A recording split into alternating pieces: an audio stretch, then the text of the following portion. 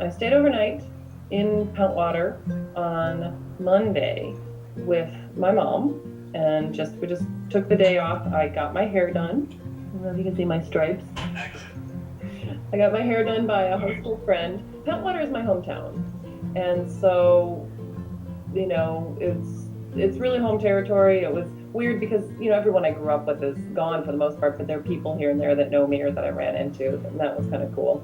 And then got my hair done, and then my aunt and my best friend since first grade came and joined me, and my mom, we all stayed out at my dad's house on the lake, and that was really nice. Uh, Tracy and I had to like light the pilot on the stove and things like that. Not the stove, the water heater, and things like that. Like just getting the systems up and going because he's down in Florida, and he lives down there full time. Just comes up for a little bit in the summer to enjoy Michigan weather. Beautiful summers in Michigan. Anyway, so gorgeous fall weather. Well, no, rain and clouds and cold. That whole week was like that. Like, yay, Michigan. But we stayed up at the lake and then got up in the morning, parked one car in one town, parked the other car in Pentwater, had breakfast, and then my mom went back to Grand Rapids, and my aunt and my friend and I walked about 8 miles to my best friend from fifth grade's house. And then my aunt rather than, we were going to drive out to my stepdad's farm. My stepmother invited me to stay with them. But rather than going directly there, we drove back to Pentwater because we'd made really good time. Actually, it was fast. As we were walking along, a woman pulled up and stopped, and she is the daughter of the woman who lived across the street from us my entire childhood, and up until recently. She passed away recently, and I used to just go over to Fern's house, and I wouldn't even knock. It's that kind of neighborhood. You go in and you're like, Fern, hi, are you home? But anyway, she had passed away, and her daughter stopped and said, hi, Laura, I found you in the paper, and say hi to your mom. And it was very kind of, I'm out on a country road, but running into people I know. It's very weird to be back in home territory. It doesn't actually feel like I walked here. Just strange. So, and beautiful and wonderful. So anyway, my aunt drove me back into Pentwater. The woman who lived next door to me growing up, whose daughter I used to play with, still owns the house next door. And randomly my mom and I had run into her the day before, and she said, oh, if you want to see the old house, I can call the owners and see if you can get in there. I have the key. And so I said, yeah, sure. So when we drove back into town, my friend went back home to Indiana. She'd driven like 6 hours to walk 8 miles with me.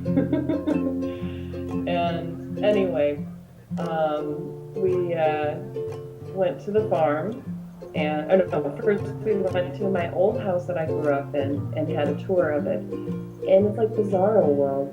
My old bedroom's tiny, really small. I don't remember it being small like that. And everything's renovated and beautiful, which also was not always when I was growing up. Like the house that, we didn't really intend to live there or my mom, especially for like 32 years. She didn't really mean to stay there for 32 years. It just happened that way. But it was nice to see everything in town has gotten a facelift. Even the Antler Bar. It's just very strange. But it's nice too. It's nice to see that my small hometown is thriving after being through some towns that they lost whatever industry they had. They lost whatever made that town shine. And Pentwater's always been a tourist town. It's still a tourist town, and the Wireworks factory is still there. So still a working class town too. So then we went out. My aunt drove me out to the farm, which is where I was going to stay that night, and I got to see it's my stepdad and my mom split up years and years ago, and he remarried, and his wife and I are friends, and my stepdad passed away before I started this journey. So the whole journey, the day I told him I was coming home, that night he died. And so this journey has been a bit of an homage to him because he's part of my spirit of adventure. That's where I get it from. So I went out to the farm, and the farm is also being renovated. Mary's doing a beautiful job of like fixing things up. She's having a new kitchen done. She's like, I'm taking you out to eat because I want to take you out to eat, and because we don't have a stove. so you're not going to cook here. And I found it. I asked her somehow. We got on the store on the line. Well, I got to see the ashes, Pete's ashes, and she had set it up, and we cried a little bit, and then we ended up pulling out some old photographs, some of which belonged really to like my mom, and were pictures of my brother when he was little, stuff like that that she wouldn't want. So we just went through those, and well, my aunt and I were there before my aunt went back to Grand Rapids, and then she brought a bunch of stuff back for my mom, and that was sweet. And was, looking through and seeing pictures of, my life, growing up. Not baby pictures, but like my teen years. A lot of the pictures that Pete had taken with him in the divorce were pictures of all of us as a family. So it was very poignant. And I never lived out at the farm, but it was a lot of my teen years going out there and working on motorcycles and mowing the grass for 4 hours and picking apples and picking blackberries and picking raspberries and wild strawberries and stuff like that. So my summers, the farm is my, my summer memories are wrapped up in a lot of things having to do with Pentwater and the beach and Hart and the farm. So I was very glad that I got to stay out there. Then I walked to Rothbury and stayed with her friend, Mary's friend, Mary and Lizzie. That's another thing. I have a little stepsister named Lizzie who graduated from high school this year. And she treats me very much like an older sister, even though I'm like a much older sister and live far away. And anyway, it was nice to see them. So I stayed with her friend Judy and their family in Rothbury. And again, it was one of those like walking days. And there's this beautiful walk in the woods, and I walked part of it. And at some point, you kind of get creeped out. You're like, I'm too much on a bicycle trail in the woods when nobody's out at all. So I walked along the road for part of it and along the bicycle trail for part of it. And then she took me around to the JJ Ranch and told me about that area. It's one of the things that keeps Rothbury thriving is it's been a dude ranch since the 20s. And now it's a dude ranch, but it also has like an old time town, and then it also has like venues, and it also has a golf course. You can do it all. It has a water park. So she showed me all of that, and a lot of that's been developed in the last, I don't know, 5 or 6 years. So I don't remember that stuff from growing up. Everyone's got a facelift all up and down the coast of Michigan because tourism is it, And then I walked into Montague, and I didn't have anything lined up. Nothing worked for having anything lined up, so my mom called around and found me a place to stay with a Lutheran deaconess. And I asked her what a deaconess was because I didn't know, and she said, well, in the Missouri Synod Lutheran Church, you can't be a pastor if you're a woman, but you can be a deaconess. And then you take over a lot of the pastor's duties that aren't aren't preaching. You can't do the sacrament, but you can do a lot of other duties. So that was really interesting. She had a big dog named Lambo. He was so big that she said she went through a drive-through once, and they're like, why do you have a bear in your car? He really was that big. But she said he'd lost a bunch of weight. She inherited him from someone else who didn't walk him enough, apparently.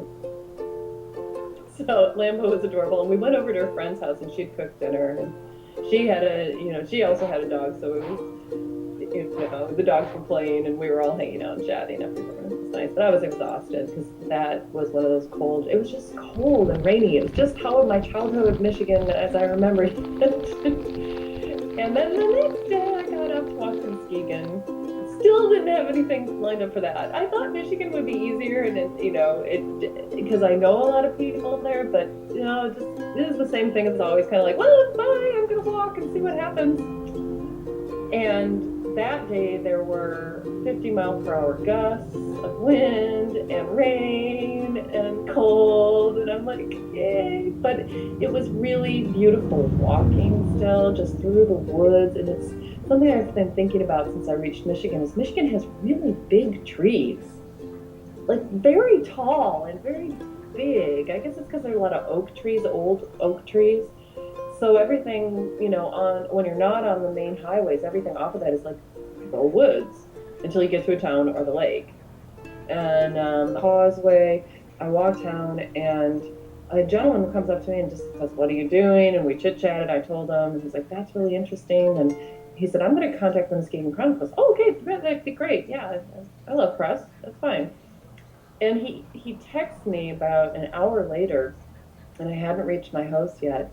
And he says, well, the Muskegon Chronicle is going to run the paper because the Grand Rapids Press has already written something in their sister paper. So I said, oh, yeah, cool. And he said, and by the way, I'm really good friends with the Ostroms, who you're staying with tonight. The one random person I talked to, just out on the street in Muskegon, which is a town of, I don't know, 30,000, 50,000 people. I don't even know. It might be 100,000. Probably not. Anyway, it's not a small town. The one person I talked to randomly that day was not just friends, but good friends with my host for the evening. And it turns out that Mr. Ostrom ran the newspaper for 40 years. He was a publisher. And he just retired recently, so we talked about retirement. And they were very nice. And they were leaving to drive to Washington, D.C. the next morning. And they hosted me anyway, because, a friend asked them to. And then I again got up and walked to the next day, and it was a much nicer day, pretty out, nice walk. Oh, the other thing in Muskegon, I forgot about that. The woman who picked me up wasn't Kay, because Kay was busy packing, so she had her friend Mary pick me up, and she drove me down to the lake. She drove me through downtown, which has been all renovated. Everything's renovated in Western Michigan, despite the economy. Anyway, and then we went down to the lakefront, and it's just, I always forget how completely gorgeous Lake Michigan is. I know it is. I miss it. There's something in me from growing up right near Lake Michigan that I always say it's like the lake at the bottom of my heart. And even though I love the desert, I love desert life, I love the weather. I mean, it couldn't have been nastier and yuckier to welcome me into like Western Michigan. Like, here it's rain and cold and 50-mile-per-hour gusts. But even then, it's just so beautiful to me. And I think it's beautiful to most people. And it's kind of pristine beaches. There's no condo crap. There's no vendors. There's no ugly restaurants. It's just sand and beach grass and forest and water. And it's beautiful water. So it was really great that she took me around to see that. She pointed out where her husband proposed to her 40 years before. So right there on the beach. So anyway, and then the next morning I walked to Ravenna, or as they all call it, Ravenna, and it was pretty out. It was nice, and I walked along a bicycle trail, and it was a Saturday, so all these cyclists were stopping and saying, we read about you in the paper, we saw you in the paper, oh, we support you, that's so neat that you're doing this. So sometimes the press is like, there have been times on this journey where I didn't want press, or not that I didn't want press, but I got press and it seemed overwhelming. And then other times when no one was talking, no one knew what I was doing, and I was just a weird woman walking down the road with some strange equipment. And it's been a pretty nice balance of like, I get to a point where I'm like, I don't want to be talked to by everybody. Like people stopping and go, oh, can I have your autograph? And I'm like, yes. So there's this ebb and flow of like kind of feeling famous for a little while, like local celebrity, and then like easing off just when I need a break from that kind of socializing. And there's at the heart of my project, it is just people being kind to a stranger. So when you're kind of a local celebrity, you're not really a stranger anymore. Anyway, and then at the point where I'm feeling like it'd be nice if everyone just kind of knew me and would just invite me into their home, I get press again. Anyway, but that was, so I talked to a lot of people on the bicycle trail, and it was a beautiful day, and I strolled into town. And I thought I could stroll into town and maybe just find something. I've done that other places, but I'd walked too many miles. I'd walked, I don't know, like 18 miles that day. And I was tired, just tired. And so I chatted a little bit with people, and, I actually, walking into Ravenna, that's not true. I wasn't on the bicycle trail. I'm sorry. I walked along Apple Avenue. It's wrong. Bicycle trail was the next day. But, I was walking along Apple Avenue and being contacted by the Weather Channel and and Phoenix's Fox News and things like that. I was doing interviews while walking long distance. That was the day that I was really tired and didn't talk to anybody much on the road, and got into Ravenna, and nothing had worked out through anybody anywhere. And I called my mom and said, I'm just tired. And she said, why don't I get you and you stay at your cousin Rachel's house? And I didn't really want to go to Grand Rapids in a car. I really wanted to, like, my first experience in Grand Rapids to be walking into town. But you know what? I went to stay the night at my cousin Rachel's house, and that was really lovely. And then the next day, that was when I was walking into Walker. And I think it's really funny that my last stop was Walker. So I walked into Walker, that was a beautiful day along the bicycle trail with lots of people stopping and chatting with me. And Linda and Jim Thurber came and picked me up. These are friends of my brother and sister-in-law that they have known since their kids were toddlers. Their oldest is like off in college on both sides. They're like 19-year-olds, grown-ups. So long-term family friends. And they took me out for dinner that night, and my sister-in-law and her boyfriend and the kids came, and Maggie couldn't come. That's all right. She's older. She's a college student. She's busy. Anyway, they came, and it was just. Oh, and I had an interview. I stood next to the bathroom having an interview with the Star, South Star. So, or Arizona Star, Arizona Star. Anyway, I was having an interview next to the bathroom, and I saw my family come in, and I'm like, I'm in these shorts, like, who's kind of my family? So she asked lots of questions, and we wrapped it up, and I went and said hello to them and had dinner, and it felt like old times. Every time I've come into town over the last 20 years almost, we've gone and done something with the Thurbers, so that was nice. And I stayed at their house, and then they dropped me off in the morning, and it was a very short walk to my mom's house. 9 miles, and I walked into town, and we'd contacted different people. Lots of different people wanted to walk with me into Grand Rapids, and I thought somebody would, and it didn't really work out. It was, Monday, in the middle of the morning, but my cousin Rachel wanted to come walk with me. I said, okay, that's great, and she finally joined me for the last mile. She came on her bicycle, and Fox News in Grand Rapids actually wanted to interview me also, and they came and talked to my mom, which was funny because she said, I just gotten home from the gym, and they called and I'm like, we're here, can we come talk to you? And she's like in her gym clothes going, yes, sure, why not? And then they came and talked to me, and then they went back and waited while Rachel and I walked up to the front door, and I gave my mom a big hug, and I had seen my mom already. She greeted me at the ferry. We went out to dinner with my friend Karen. She stayed overnight with me in Pentwater, and then again at my dad's house. And then, she'd come to pick me up to take me to Rachel's house. But still, this was the last moment. This was it. One of my very best friends in Tucson, mom died on this trip. And at one point we were talking, and it was just normal conversation, just talking about what I'm doing, and she started to cry, and she said, I can't do your project. I don't have a home with you. And I thought a lot about what home means on this trip. And home is my dad, Home is my mom. Home is the journey I've traveled on, and the places I've gone, and the homes that have welcomed me, and the home on my back. So I walked up to a home I'd never been to before, my mom's new home. But I also went to my old home, in Pentwater, and I also got to see the farm, which is another form of home for me. And just being in Michigan, it feels like home. So, beautiful journey. And my mom and I had talked about the sadness of wrapping up a big journey. We were both feeling happy and nostalgic about my trip, My mom did the mom report every morning, and then she's like, I don't have the, task anymore. It's like this thing that we were creating together this whole time.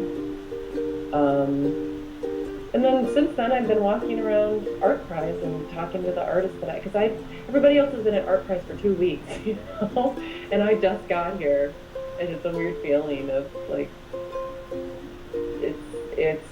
I think it's a fantastic, amazing event with all these people all excited about artwork in the city.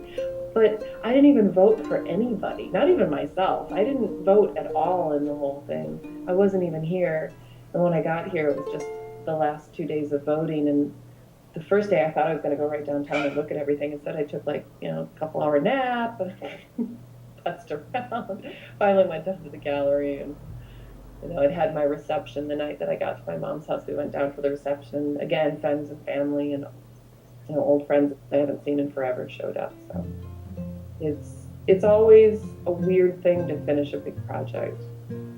You need a lot of decompression, and my decompression has partly been just wandering around Grand Rapids. My friend Nico came into town and been looking at lots of art exhibits and kind of showing him Grand Rapids too.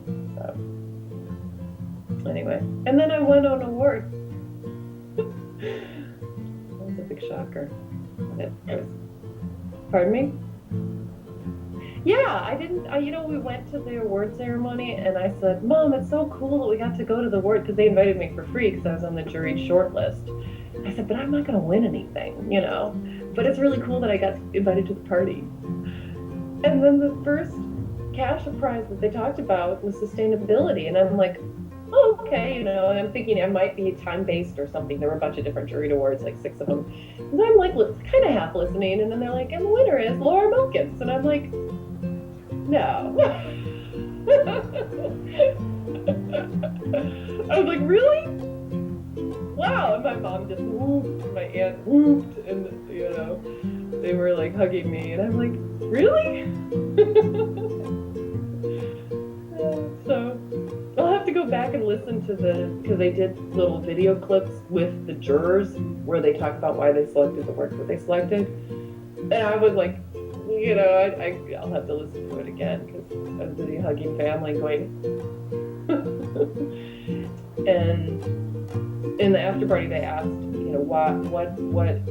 how does it feel to be picked for a juried award, which is kind of an award from more your peer group than it is the popular vote. And for me, I honestly, from the very get-go on this, I had told people, I'm not going to win art prize. I'm not doing it for that. It isn't that kind of piece, just a big computer screen in the gallery. Unless it gets some sort of national press or just get picked up online in some way, it's not likely that somebody would walk into a gallery, see a big TV screen with me going, the landscape going like this, and go, yes, people vote for like giant statues and stuff way more than they want to vote for a TV screen, and I totally understand that. So I had told people I'm not going to win an art prize, and then with the jury prizes, I feel like my work doesn't fit in a museum space. It's not that kind of work, so I didn't think juried award was even anything that I'd be considered for either. So when they asked, how does it feel to be selected for a juried award, kind of jury of your peers rather than, public vote, I said, well, I just didn't think I'd be considered. I didn't think I was part of that world, and I guess I am. It's kind of nice. Unexpected. I have to write the juror a big thank you letter. Yeah, and overall, just the welcome I've had in Grand Rapids. I mean, once you're on the news, too, people are always like, cool, you're that walker. So, anyway. Yeah, nice wrap up. There's a nice, big, huge, citywide party for my journey.